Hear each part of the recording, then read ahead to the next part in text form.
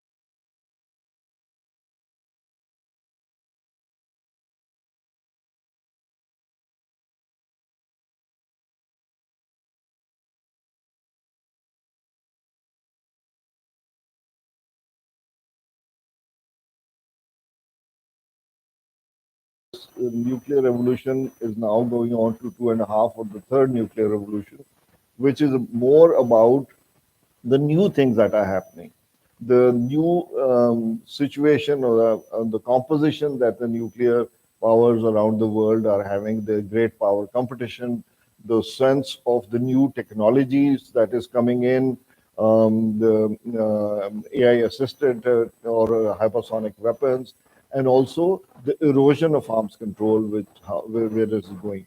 So I'm sure the speakers that we have will be taking on this and several other aspects. There are two questions that I would like to mention as a reference, and knowing these two speakers, my sense is that they will probably dance around some of those aspects, but also bring in fresh ideas. But just to set the scene, there are two questions that we think that our speakers should think of. Nuclear weapons have changed the purpose and role of military establishment from winning to averting wars. What structural changes have been introduced to the military organizations after the nuclear revolution? So if the nuclear revolution itself is in a transition, so perhaps some of those structural changes or more structural changes will be in the offing. So that's one area to understand and think about. And also about in what ways the advent of the nuclear weapons has reshaped the strategic thinking, and particularly in South Asia. So these two questions, and I think we are very fortunate to have two speakers who represent two different ages, and we are talking about the nuclear ages. So these speakers are also from two different ages. There's a boomer who has years of experience about this. You heard Dr. Naeem Salik's introduction earlier. There's a personal reference to this introduction. Naeem Salik has been my teacher and also my boss in arms control. So I learned lots of ropes from him. He's a avid scholar. He's been writing regularly. He is author of several books, and he's a thinker about these issues. He brings out fresh ideas. The only problem I see in this guy is that he seldom smiles, which I hope he will this time. And Dr. Share Kazi is a breath of fresh air, a millennial who brings in new ideas, challenges existing ideas, and brings in new thinking about how these things are. And this is so important because there is a transition that is happening right now. There are new things that are happening. The escalation, where is it going? And I want to refer you to the keynote speech that we heard. And I think our keynote speaker was being polite by saying he was digressing from that subject. It was most apt to talk about what happened in May 2025 and how it can impact to where these ideas or where this thinking can go. So this strategic thinking, it is going in a certain direction, and we need to understand and make sense of where it is going. So these are those ideas. I don't want to stand between you and the speakers, but since we've just come out of a war recently in this year, let me set some rules of engagement. The speakers will have 15 minutes to give their initial remarks each, and after they've done, then we will go into a Q&A session. We will urge you, and you heard in the introduction of this session, we will urge you to ask questions so that this can bring in more focus. We will take some comments if there's enough time towards the end.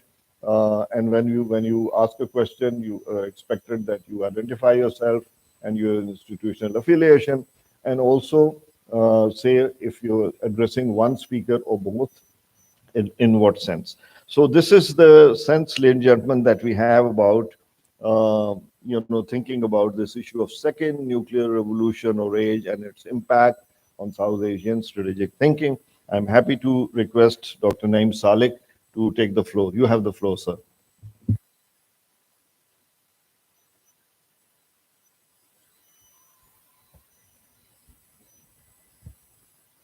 Bismillah ar-Rahman ar-Rahim. Thank you, Khalid. First of all, I think let me address the question you have mentioned before going on to discuss the concept of nuclear ages. The question is about structural changes brought about by the nuclear advent of nuclear weapons.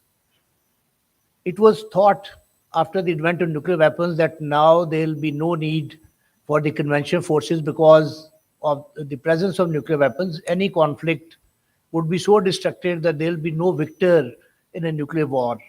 However, as we see, because of the intricacies of the nuclear technology, we still, yeah, after almost 8 decades of the nuclearization, we see only nine nuclear powered states in the world, which means that the bulk of the other states, they are non-nuclear, and there are a lot of non-nuclear conflicts involving states without nuclear weapons.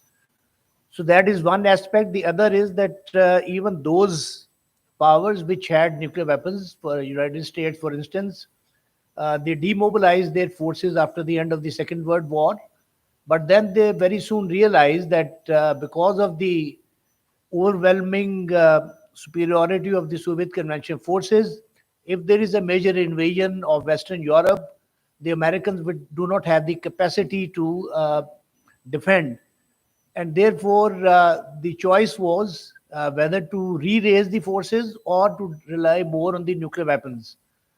In the new look policy of President Eisenhower, uh, he said that if we increase the forces, it will put so much of burden on our economy that it will melt down and will be defeated in any way.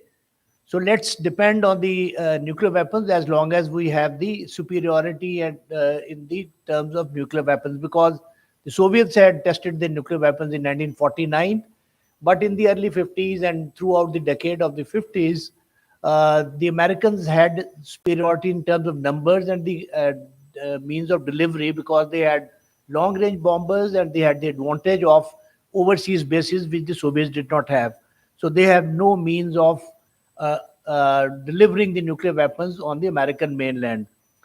So that gave rise to the strategy of massive retaliation, which meant that the conventional forces will only play the role of a tripwire, and if there is attack, will retaliate with a massive nuclear strike.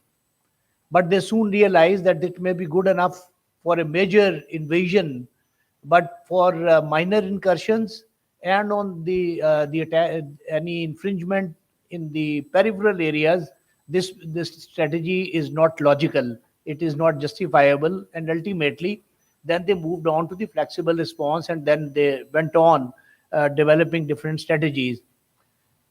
The flexible response particularly required the strengthening of the convention forces, because now they had a role to stop the invading Russian forces as long as they could, before they could then raise the conflict and notch up and go to the battlefield nuclear weapons, and then to theater, and then to strategic weapons. But they had a role to play, so they had to reinvest and raise the forces. So it brings us to the conclusion that you cannot get away if you have nuclear weapons, but you cannot do away with your conventional forces. There was this kind of thinking in 1998. Once Pakistan nuclearized, there were a lot of people who thought that now we can drastically reduce our conventional forces because now we have nuclear weapons. But it was soon realized that that may not be possible. So that was about that question. So restructuring has taken place in terms of the weaponization, the developments in more precise and longer range weapons. But in terms of getting rid of the conventional forces, that is never going to happen even in the nuclear age. Now, the concept of nuclear ages is rather new. The nuclear era, we started in 1945, has been divided into different ages by a group of scholars. The first nuclear age coincided with the Cold War. This was a characteristic area which was very simple, because there were the two military alliances, each led by a nuclear superpower. There were only two decision-making centers, Britain and France, although they claim to have independent nuclear forces, but they were, in effect, they were part of the overall NATO nuclear force structure. The Chinese stayed away from this competition. So this was a very simple equation. Uh, then comes the second nuclear age. It came at the time of the end of the Cold War and the dismemberment of the Soviet Union. There was an initial period of goodwill between the superpowers, and there was a significant reduction of the arsenals of the Russians and the Americans, which had gone beyond 30,000 weapons each. So they drastically reduced under the START process. Then in 1995, there was indefinite extension of the NPT, and in 1996, CTBT was opened for signature. However, in May 1998, against the flow of the events, there was nuclearization of South Asia. India tested on 11th and 13th of May, and Pakistan responded on 28th and 30th of May, and a new regional nuclear dyad was created, which had very different dynamics because these two countries had contiguous borders. They had a history of conflictual relationship, including three wars, several border skirmishes, and some serious crises. Then 9/11 happened, which disturbed the whole international security order. And immediately after that, we found that there was discovery of covert nuclear weapon efforts by countries like Iraq, Libya, Syria, and Iran, and an effort to roll back the nuclear efforts of these countries with force resulted in the destabilization of these countries, which is going to stay for long time to come. In case of Iran, there was JCPO agreement in 2015, which was going well, but then President Trump, in his first term, decided to walk out of it, and they have not been able to put that JCPO back on track. And we have seen the recent conflict between Iran and Israel, in which Americans also joined in to destroy the Iranian nuclear capability. But as their director, national intelligence, reported that the damage done was not substantive, and as a result of that uh, forthright report, the general has lost his position. However, that is generally what happened in the second nuclear age. So we are at the moment at the cusp of the third nuclear age. Uh, the determinants of new global nuclear order, what we are seeing is that there is a new relationship between the global powers. Instead of the bilateral competition between the Soviet Union and the United States, now there are three poles. There is a triangular competition between three major powers, United States on one side, and then China and Russia. There are emerging nuclear equations in which there are now regional nuclear dyads, and there are triangular relationships also. These dyads are linked with one another through some linkages. Take the example of South Asia. There is this triangular relationship between China, India, and Pakistan. Now, China also then links up with the Korean Peninsula nuclear triangle, where DPRK is uh, on one side, and the third pole is provided by the United States and South Korea, which has got the extended nuclear guarantee. The United States is then entangled with the Soviet Union, with the Russians, and so there are different triangles which are interlinked. So anything, any disturbing happening, even in a regional dyad, is going to pass through these linkages and disturb the whole global nuclear system. And anything happening at the global level will travel down to the regional dyads also and have an impact there. New alliances emerging, the groupings like Quad and the AUKUS are some examples.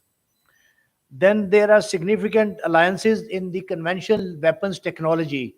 There are now weapons with long ranges and uh, greater lethality and a very high degree of precision. These weapons are also called strategic non-nuclear weapons, and they are a very important factor uh, in terms of nuclear stability,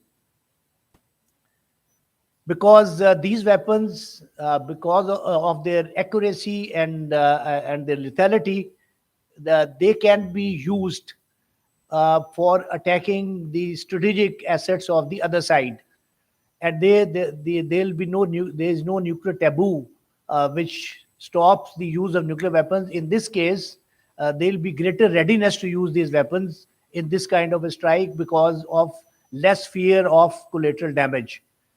But in terms of the recipient of such a strike, it will be as good as a preemptive first counter force strike, and the reaction would be according to that. There's an ongoing revolution in information communication and remote sensing technologies. Then there is the ubiquitous social media platforms, growing role of lethal autonomous weapons, particularly the drones, which are now available in all three versions: the land-based, the air-based, and the maritime-based drones. There are, because of these developments, strategic non-nuclear weapons and the lethal autonomous weapons, there are greater dangers of entanglement of conventional and nuclear weapons. Stephen Miller, one of the Harvard professors, has raised a very interesting question. He says that, are we going to be living in a nuclear world that is more laden with friction, more multilateral, less stable, less constrained by negotiated agreement, and possibly populated with more nuclear actors? So that's a very interesting question, which we all need to uh, look for the answers.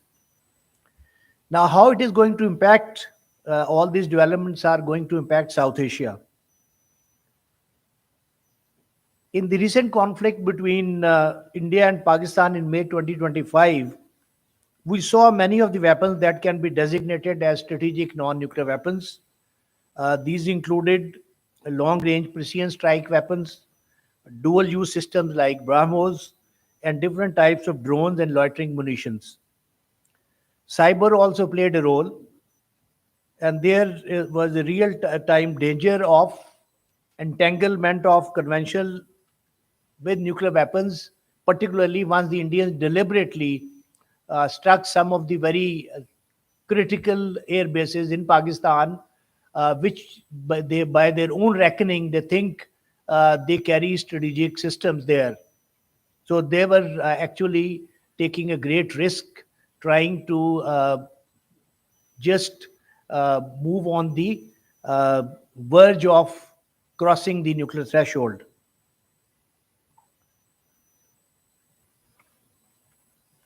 However, what now, as these things are going to happen, if you look at the pattern of conflict in South Asia, usually what we were used to seeing was that a crisis will develop, which will lead to some kind of a border skirmish, which might escalate into a broader conventional war, which at some stage will create a situation where one or the other side will contemplate the using of nuclear weapons.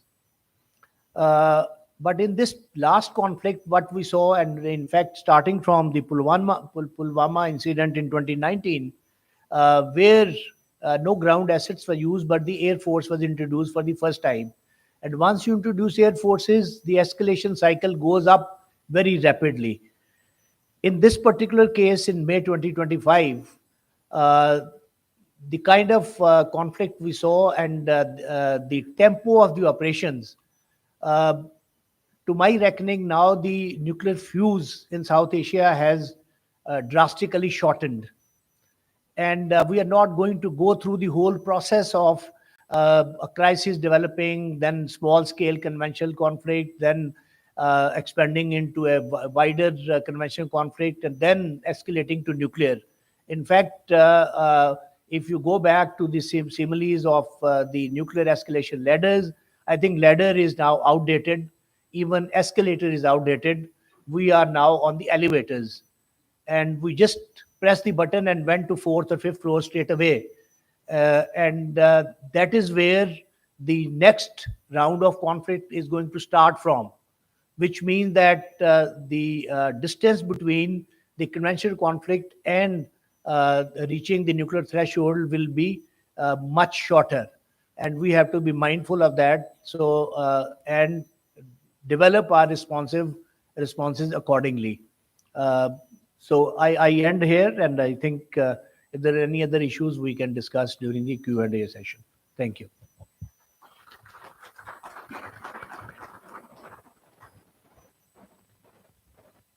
Thank you very much, Dr. Naeem Ahmed Saleh, also for remaining within that precise time, but raising many thought-provoking issues. And while there are several things that we heard from Dr. Saleh which needs more reflection, I would, if I was to pick one takeaway, that would be his kind of a passing reference to strategic non-nuclear weapons that directly affect nuclear stability. And if you think of how the nuclear and during the advent of the nuclear weapons, the strategies had a plan for deliberate pauses, strategic pauses, so that states could come around the table and reduce the level of tension and possibility of use of force. And if you relate it with his analogy of how this is happening, it is quite understandable to say why he's saying the fuse is much shorter than before. So I'm sure there's going to be a lot of discussion on this, but now it's my pleasure to request Dr. Muhammad Shariq Qazi. You have the floor, sir.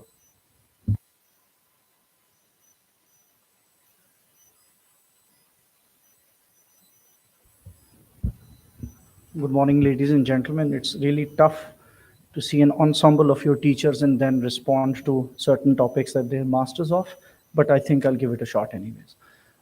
So what we've left out with the whole idea is that how is the second nuclear age translating in South Asia? But the general consensus in the room at this point in time is that maybe we've transcended beyond the second nuclear age and we're somewhere in between the second ending and the third beginning. And how does that translate into South Asian strategic stability, and how does that translate into South Asian nuclear deterrence is something that I would delve into. So the general idea of nuclear deterrence in South Asia is that it works like what is referred to as a spoiler management system. And what is the spoiler management? In crisis thinking, we believe that spoilers are entities that usually upset a status quo to set certain boundaries and limitations to which they can exploit further and then enhance their national security. Now, in the usual jargon, spoilers are referred to as entities that are non-state, but I think in this we can take academic liberty and then understand the idea that spoilers in this case between South Asia is Pakistan and India, where India believes that there are certain problems that we need to face. And then if my slides could work, all right, thank you, but I'd continue anyways. So the idea is that India believes that Pakistan is the major destabilizer to the region, and therefore nuclear deterrence is something which is a very good option at keeping Pakistan at bay. Transnational terrorism being the one major mantra that they've been rolling out ever since Pakistan and India have locked antlers. But on the other side, Pakistan believes that this is not the case. India's plethora of strategies, which range from its dual deterrent to its crisis decision making to the newly invented new normal, to the use of decisive weapons, which it calls precision strikes. But there is a fundamental difference between precision striking and decisively striking an adversary down. And the whole idea that it emulates the idea of conventional deterrence and nuclear deterrence whenever it sees fit. which means that the decision cycle, according to Clausewitz, in this particular region is not commensurate of what the second nuclear age was identifying between the Soviet Union and the United States of America, and rather it gives you an idea that we need to develop something different, something more localized, something more national. But coming to that point, how do you build it? So, national security was this one particular term that we see usually used in quite significant terms in the two nations, Pakistan and India, aggressively talking about how nuclear deterrence fits into their national security bill and how there is this little level of crisis management that we need to do, but we also need to keep our people in check. So, the national sentiment also is relevant and synonymous to whatever deterrence model we decide to choose. And that's where the problem comes in. The whole idea of devising national security around nuclear deterrence poses two challenges. The first challenge is then how do you utilize your conventional warfighting capabilities under the nuclear overhang? And the second is how do you accommodate newer technologies into your deterrence matrix while still being committed to the idea of maintaining a stable deterrent with the adversary? And I think that's the Gordian knot we need to cut when we're talking about the South Asian quadrant to begin with. For a little bit of a reference, taking segue from Dr. Salik's presentation, the Cold War had that uneasy balance between the Soviet Union and the United States of America. Now, they did realize that they are adversaries. There are ideological differences. There are differences in how their strategic thinking pans out in the real-time environment, how they understand and underscore the necessity of geography, how their nuclear deterrence is based around certain weapon systems, and how military strategy somehow dovetails into that idea of the strategic deterrent. And somehow the general consensus in the international community is that this part of strategic thinking is not available in South Asia. But ladies and gentlemen, I do not believe that this idea exists, even though flashpoints may persist anywhere where there are nuclear deterrent adversaries locking antlers with each other on geopolitical realities. But to say that South Asia is predominantly a region that entered the second nuclear age or is beginning to enter the third nuclear age with an element of irrationality is something that is subjective to Western literature. So, ladies and gentlemen, how does nuclear deterrence in South Asia translate into whatever we see today? And I would give my references to the May 2025 crisis as well. Crisis communication is where the Cold War was predominantly being built on. So the Cuban Missile Crisis is hailed as the biblical moment in which the Soviet Union and the United States decided that there has to be some form of communication. And the general consensus among the academic literature at that time was that adversaries that do not communicate with each other, either directly or indirectly, run the risk of not being compliant with the standardization of nuclear deterrence thinking. And so we begin ourselves with these questions. That is South Asia particularly a blueprint of whatever experiences we had from 1960 up until 1980s? Or is it something very different and it has to be studied differently? Is this an organism that can be studied in the light of the Cold War? Or is it something that requires new literature to be designed? And that debate, I agree, is still going on. Even commentators, scholars like myself, and many of the people present today in this audience also agree that we've not yet concluded that aspect of that debate. So where some scholarship believes that Pakistan and India do need to follow the Cold War pattern, A, it was successful. B, it was most documented. C, it had the whole idea which led to proliferation of nuclear technology to other states. So therefore that blueprint or that stamp should persist. Or the contrary view is no, Pakistan and India have had their own experiences and it's only logical that they use their experiences to develop whatever deterrent model they think sees fit to at least particularly to their case. Ladies and gentlemen, there are two conundrums that I have. And my conundrums are based on the understanding of how this entire theoretical framework that I've brought before you somehow does not necessarily translate into physical action. And that's where the May 2025 crisis or the Pulwama Balakot crisis or the ones before come into play. For Pakistan and India, even if we do not take the Cold War example, if we divorce ourselves from that Cold War literature, take our experiences, move forward, certain roadblocks appear. And the biggest roadblock that we see is that there is no rationality of understanding between Pakistan and India.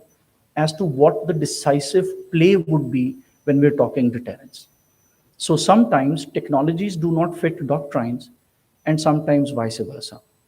And this is where the Indian narrative post Prime Minister Modi's government in 2014-15 comes directly into play, at least as far as my concerns are. And I'll be happy to address this conundrum in my question answer session as well. So for Narendra Modi, the idea is that there are multiple layers of learning during the Cold War. And for somehow, primarily due to prestige maybe, primarily because they think they're a regional stakeholder, primarily they see themselves as the net security provider in this region, it's only necessary that it behaves like almost every Cold War deterrent that was being offered either by the United States or by the Soviet Union. That gives birth to the second conundrum. How do you deal with an adversary whilst balancing nuclear deterrence that does not have a very pliable understanding of deterrence to begin with? So when you're looking at Narendra Modi's India currently, switching strategies but sticking to a similar narrative again and again, do you address the repetition and then get rid of the spoiler? Or do you get rid of the repetition by ignoring it and then move directly to deterrence? And that's where May 2025 crisis comes in. So Indian mindset was that certain precision targeting would be very effective because it would decisively neutralize Pakistan's efforts. The general understanding coming from Operation Unthinkable and Operation Dropshot and all the very early stages of Cold War thinking of knocking out an adversary before it can have an opportunity to retaliate. And that's where the problem is. Now, if I do not deter my adversary, I run the risk of somehow downgrading my deterrent posture, the thresholds, and then I allow the adversary the opportunity to exploit this weakness again and again, because the adversary would translate this into a weakness. The second aspect is I deter the adversary effectively, do not go towards crisis termination, and then linger itself into perpetuity of conflict. And that's the dilemma Pakistan has to deal with on a repetitive basis. So India's deterrent primarily focuses on a dual deterrent narrative that it has to deter both India, Pakistan, and China.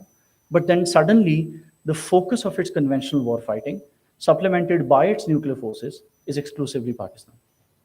So we have to respect the aspect of that deterrent, but we also then have to retaliate both conventionally and nuclear militarily. And that's where India believes, in my opinion, and I may be wrong, which can be put to scrutiny in the question answer session, that Pakistan can then be brought towards what we refer to as strategic fatigue. So you keep on changing the strategy, keep on bringing in the repetition part, and then there will come a time when Pakistan would capitulate either strategically or tactically. And that's your breakthrough, that's the window that you seek. And once you have that window available at your disposal, you can then use it to your advantage and create an environment of imbalance. And that's something Pakistan resisted to in the May 2025 crisis and the crises before. So strategic restraint would naturally have its limitations, is what New Delhi believes. But Pakistan responds with the idea that it's not exactly an epiphany. New Delhi's idea that Pakistan can then be exhausted to a point where it cannot strategically think of options, or maybe it would have to escalate so aggressively in order to secure its national security interests under nuclear deterrence that it would definitely make a fatal mistake, and then we can dial down on Pakistan very heavily, is something that is not an epiphany to begin with. I believe that this was something that the Cold War thinking did develop, and it got rid of it once the Soviet Union collapsed. And the idea that it still survives in New Delhi's thinking is a very dangerous idea, in my opinion. I believe that an adversary that does not understand deterrence from the point of view of whatever the deterrence looks like is actually duplicating certain things from international community, things that it should not duplicate because it belongs to a very specific region with a very specific set of problems, with a very specific nature of deterrent. By copy pasting or duplicating or replicating something that is available to nations that do not have the similar realities that we advocate whenever we advocate sitting down with the Indian counterparts, is something that New Delhi is not addressing. Now, Pakistan would then be strategically entangled with the idea that either it has to somehow lock antlers on this and then create an environment of resistance, and that resistance would have to be academic, intellectual, strategic, tactical, and not all levels. And that is what full spectrum deterrence would translate into from the more theoretical to the practical lens. Or then just shut the box and go back to the drawing board, bring something irrational, bring it to the table, escalate massively, and then wait for the consequences. But, ladies and gentlemen, for South Asia's sake, I believe that the second nuclear age brings with it more intellectual confusion on both parts, a little bit of a lack of clarity that we need to have academically, or maybe the idea that the literature that one country produces is not being effectively neutrally scrutinized at the other, which is causing these fractures among strategic thinkers, which may lead to something more serious. That is exactly how the Gulf War thinking led to whatever happened in May 2025 and the consequences of that action lay before you. The next crisis, in my opinion, would be very different, but all the same. Thank you so much.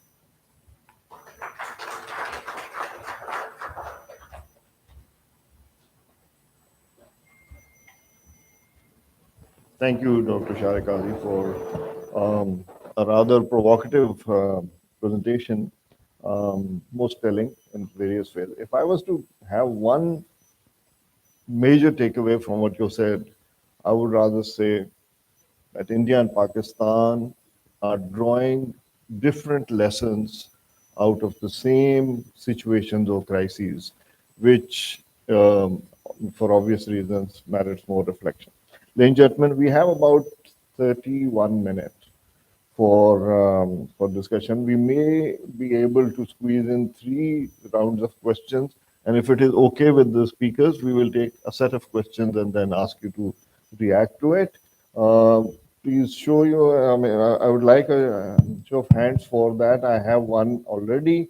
And then we will take 4 or 5 questions, ask the speakers to respond, take the next one. The lady in specs, please. Yes, please. Madam. Thank you so much. Very kind of you to give me the floor. I'm Ghazala Jili from the Institute of Strategic Studies, Arms Control and Disarmament Center. My question is to both the esteemed panelists. And my question is about India's, efforts to find a space for conventional warfare.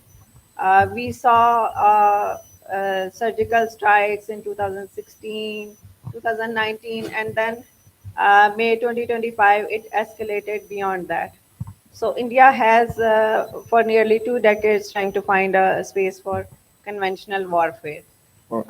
So my question is, for this round of conflict, I think Pakistan's deterrence held. So my question is, has full spectrum deterrence worked in this case?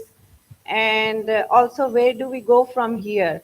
Because we know here, all of us know here that this was not the last conflict. So what India is thinking and how Pakistan is planning to counter that. Thank you so much. Thank you. Thank you. Yes, the lady right next to you. Thank you. Thank you so much for the opportunity. I am Saima Mansyal, an independent analyst, as the program says. So I'll stick to that. My question relates to the fact that when we look at the Cold War, those were 2 global powers that were driving the systemic level of the debate on these issues. And now we have, in the beginning of the session and even now, talked about how India and Pakistan are sort of entangled into dyads that have a triangular relationship and which complicates the overall matrix. Now, given that the theme of this session was South Asia's strategic thinking, how does that affect the strategic thinking, these alliances which are geopolitical as well as geostrategic? Any one of the speakers who would like to answer? Thank you.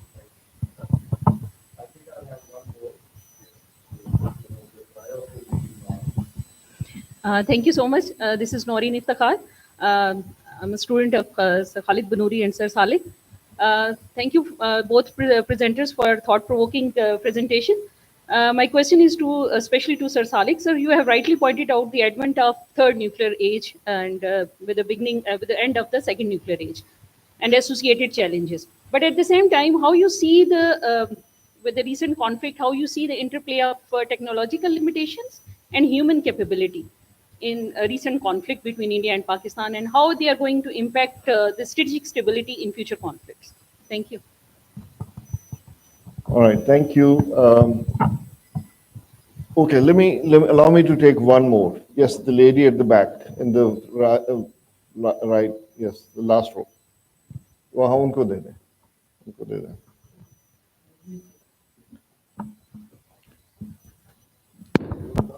Assalamu alaikum. My name is Sania Haroon and I'm from Fatma Jinnah Women University. My question is from Dr. Naseem Salik. Like he mentioned that during the Cold War period, he mentioned all the story and he said that you cannot get away if you have nuclear weapons and you cannot rely on nuclear weapons solely. So, what do you think that will Pakistan reliance on nuclear capabilities stabilize the South Asian region or create the higher risk of miscalculation? As there's like conventional asymmetry between India and Pakistan. Thank you. Thank you. There was this notion of women of mass destruction, which was introduced around the Carnegie conference was that, and the speaker said she got this idea when she came across several young women. Looks like it's getting stronger. So, no questions. And Dr. Shalik, I ask you to respond to any of those questions. There are some addressed to both of you. You may like to also add a quick comment. May I also request both speakers to be as brief as possible? You have the floor, sir. So I'll take Ms. Ghazala's question that will there always be a space for conventional war?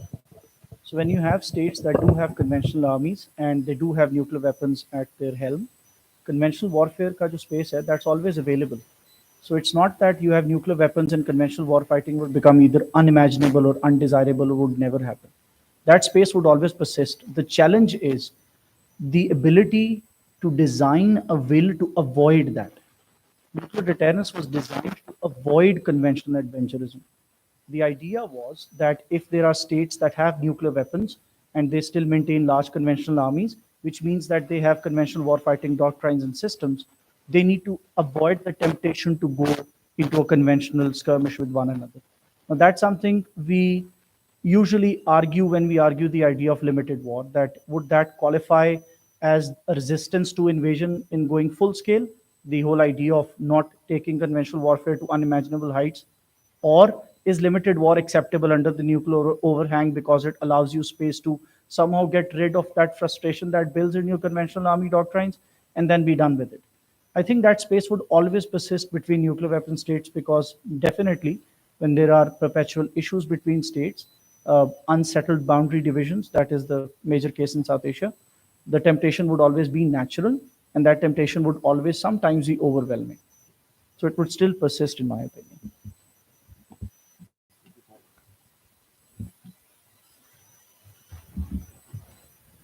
As far as the space for conventional war is concerned, I think that concept of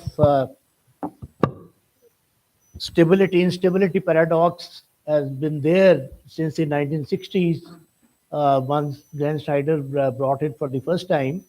In fact, this idea was first brought up by B.H. Littleheart a decade before Glenn Snyder, wherein he also referred to this without giving this name as instability paradox, but the idea was very clear to him. The point is that nuclear weapons do deter war, but whenever there is a stability at the highest level, it creates a space at the lower levels of conflict. Particularly once you have a situation like South Asia, where India had a very clear advantage in terms of conventional forces, and by nuclearization, they realized that Pakistan also got a chance to demonstrate its nuclear capability. And now we cannot make use of our conventional superiority against Pakistan. So that creates a lot of unease among the Indians. Many of the Indian analysts have themselves said that we have provided opportunity to Pakistan to utilize our conventional superiority. And So obviously, maintaining such a large force, they have to justify its existence, and they have to find some place, some space below the nuclear threshold. They started talking about limited conventional war under the nuclear overhang, starting in February 2000 with VP Malik and George Fernandez as the main proponents of that idea. They realized in 2001 too that this concept is not going to work, because even if you start a war as a limited war, you cannot predict accurately the reactions of the other side. And then it might uh, get into an unlimited war. And then the problem with limited war is, how do you end it? When do you declare victory, and how do you end it? We found that problem in the Israel-Iranian conflict, and we found the same problem here in South Asia in May 2025, with both sides getting out of the conflict, declaring victory. So this is the problem with the limited conflict. Uh, but beyond that, the Indians found that the space is ever shrinking. You cannot have a uh, limited convention war in that traditional sense. So then they came down to the cold start doctrine. They realized in 2008, after the Mumbai incident, that even cold start is not going to work. It has got a lot of escalatory potential. Then they came down to the surgical strikes. And now we have seen a new pattern. Surgical strikes are actually growing.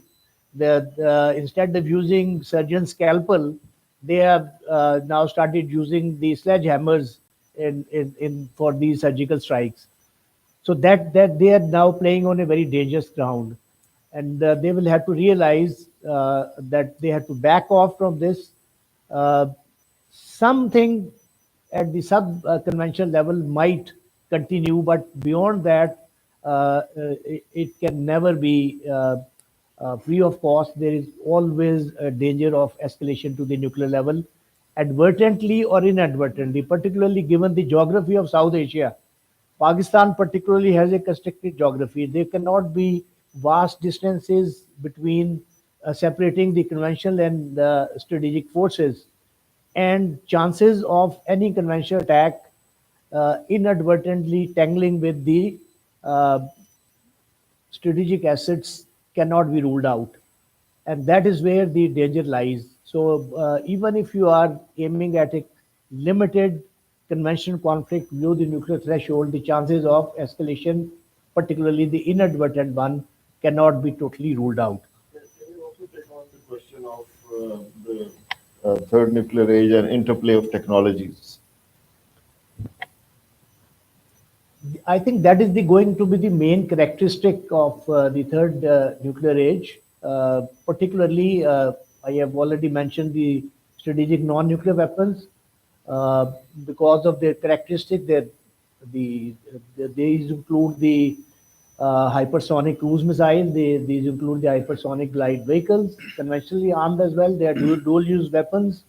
Then there are, because of the speed, accuracy, and lethality of these weapon systems, they can cause a lot of damage. Not as much as the nuclear weapons, but they can cause a lot of damage. So that is one area. The other is the cyber, which can disrupt your command and control and make it redundant, create a lot of confusion in the whole system. And at critical times, it can disable your, for instance, electric grid, which can disrupt all your operations. Then the social media I was talking about, that creates an undue pressure on the policymakers. We saw in this last conflict so much of disinformation coming out, particularly from the Indian channels. And then the individuals also. The Indians were trying to hide the downing of Rafale, and there we saw the villagers going on the spot where the plane had crashed, uh, making videos and uploading them. So that is one area where actually the things you are trying to cover up, they cannot be covered up.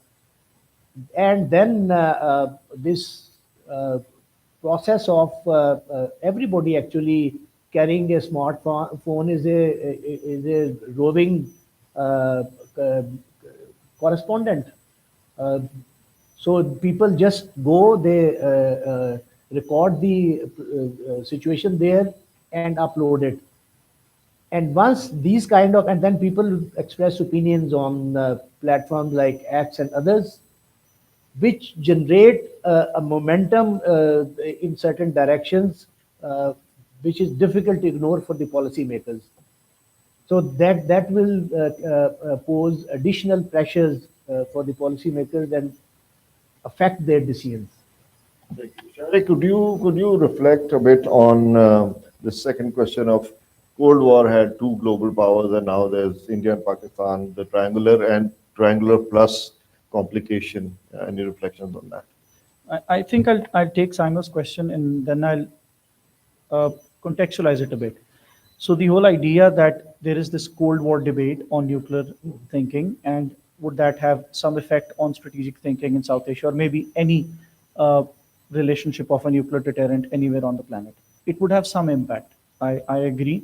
Sometimes when you're actually thinking in that paradigm, and it's not wrong to think on that paradigm, but then to rely on it, or to depend on it, or to build a doctrine out of it, that's something problematic. Is that manifesting itself in South Asia? Do we agree that Pakistan and India have taken the entirety of the Cold War narrative and then they applied it in true letter and spirit, stamped their own doctrines with it? Not entirely, not entirely so. Was there conventional warfighting a manifestation of how conventional warfighting was being designed in the Cold War times? Yes, it was seeking influence from it, but it was not being dictated by it.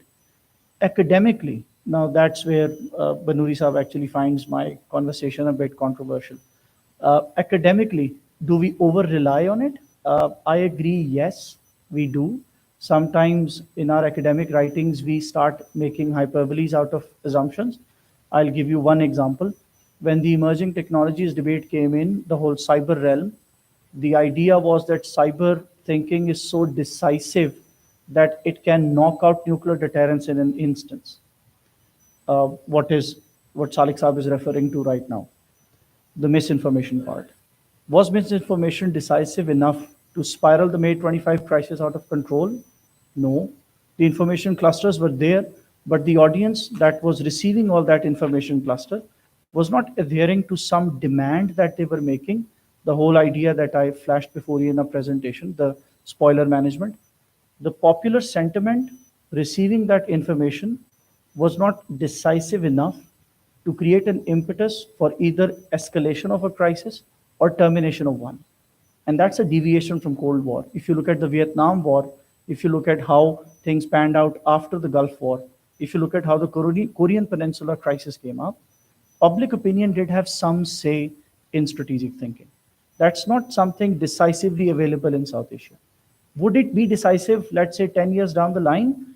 I think for us academics, that's one area that we need to look into. All weapons are important. All weapons are emerging technologies when they're first introduced into battlefield. All thinking on strategic level is new. And I think all states are smart enough, academically qualified enough, and organizationally well built enough to get that thinking into their decisive aspects and then decide whether they want to go forward with the doctrine or not. So I think that's where the whole Cold War narrative comes into play. It's always nice to borrow from it, but to rely on it, it's not something that I see in South Asia. Borrowing is not wrong. The last question, Dr. Saleh, would you care to take that? I'll be very brief about it. I think although the nuclear weapons cover up a lot of disparity in conventional capabilities, but if there is a very large asymmetry in the convention forces, there is a negative impact of that because it then increases the reliance on nuclear weapons and brings down the nuclear threshold, which is not a very good thing to have. So the nuclear threshold has to be kept as high as possible. Uh, but if the conventional asymmetry is such that there is too much of a difference between the conventional capabilities of the two sides, then obviously the dependence on nuclear weapons increases and the nuclear threshold comes down, uh, which is which will cause instability and will be a dangerous situation. Thank you. Thank you also for being short. Ladies and gentlemen, we are going to have, looking at the time, this is the last round that we're going to have. And I think I can take just 2 or 3 questions. We have to, okay, I'll take all 4 and the list is closed now. You, sir, the gentleman in the second row, and then you, sir, and piche, kaun tha? Yes, the lady over there and the person next to her. This is the sequence. Please go ahead. My name is Ahmad Ijaz Malik. I teach at Qaid-e-Azam University. My question is to Dr. Share Kazi. You basically have developed a theoretical basis for deterrence as well. I mean, epistemology of deterrence, if we may call it. You referred to doctrines which emerged out of it. You talked about how there are spoilers. And to a certain degree, the manner in which the epistemology of the Western deterrence may not really be relevant here in applying to Pakistan and India. In the past crisis, recent crisis, you've assumed and tried to make a claim that India is trying to develop its own strategy by partly selectively using incidents from the Cold War.